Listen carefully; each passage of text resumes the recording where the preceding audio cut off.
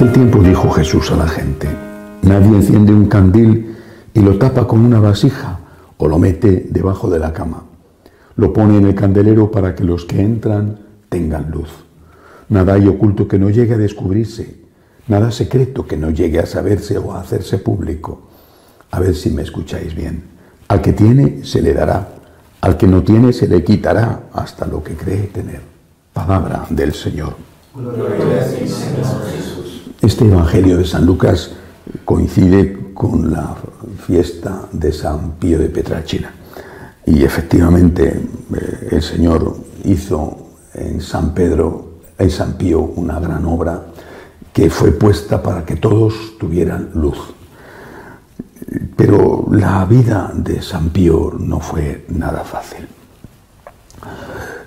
Naturalmente que a través de esas dificultades permitidas por el Señor, él fue haciéndose santo, o mejor dicho, Dios fue haciéndole santo, como el escultor que tiene que sacar una maravillosa figura de un bloque de mármol a base de golpes, de cincelazos, hasta que aparece la figura que había dentro o que podía haber dentro.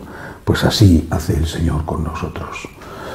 Nos trabaja durante la vida con buenos momentos y con momentos duros, con golpes de cincel sobre la roca que somos, la roca a veces dura de nuestro corazón. En el caso de San Pío, realmente no fue fácil para él, y seguramente de entre todas las cosas horribles que tuvo que pasar, la más dura fue la acusación de abusos sexuales que fue lanzada contra él.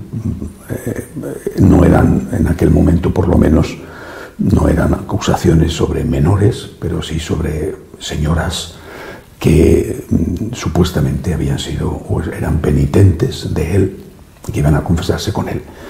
El Vaticano mandó una investigación y en la primera investigación del Vaticano, el primer investigador dijo que efectivamente San Pío era culpable.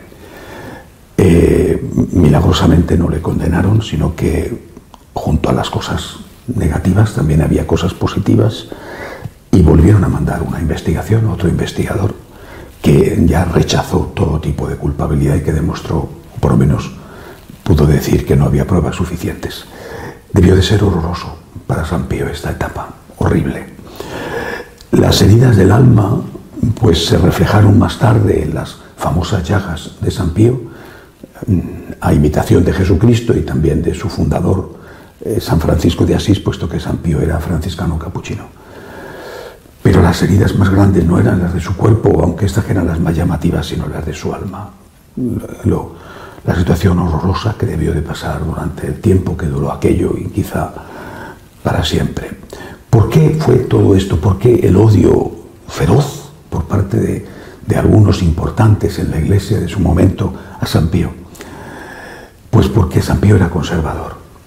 Era un hombre conservador, fiel a la tradición, creía en la necesidad de la confesión, y se vivían ya los primeros años, los años previos al concilio y los primeros años posteriores al concilio, que fue cuando él murió.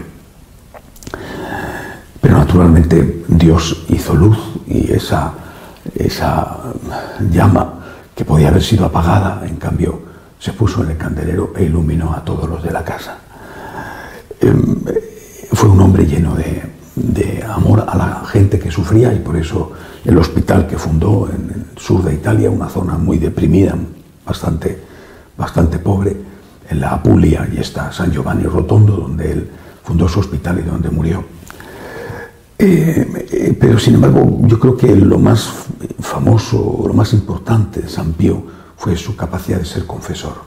Dicen que miraba a la gente cuando venía a confesarse y que ya sabía sus pecados, y que la gente, que los penitentes que se callaban algún pecado, él les miraba y decía: todavía no has dicho todo, tienes que decirlo todo, sabes lo que hay. Bueno, en todo caso fue realmente un gran confesor. Ejerció durante horas el sacramento de la confesión como el santo cura de Ars, por ejemplo. Fue un gran director de almas, ayudó a la gente a acercarse al Señor. Quizá hay muchos que quieren a San Pío, o recuerdan a San Pío, o son devotos de San Pío porque hizo también y hace también muchos milagros, y eso es lo que atrae más la devoción popular. Los milagros siempre los hace el Señor, aunque sea a través o por intercesión de un santo o de la santa entre los santos, que es la Santísima Virgen. Lo más importante no son los milagros de San Pío, aunque los hace, a través de él el Señor los hace. Lo más importante es que él se entregó a Cristo, que aceptó por fidelidad a Cristo la persecución, que estuvo siempre al servicio de los demás en el confesionario o al servicio de los que estaban sufriendo, por ejemplo, en los pobres y en los enfermos. Esto es lo que tenemos que recordar, que nuestra luz, la luz que el Señor ha encendido en nosotros, que nuestra luz brille para iluminar las oscuridades de los hombres, aunque la consecuencia pueda ser la persecución. Que los santos que nos han dejado estos grandes ejemplos nos guíen en el camino de la vida. Que así sea.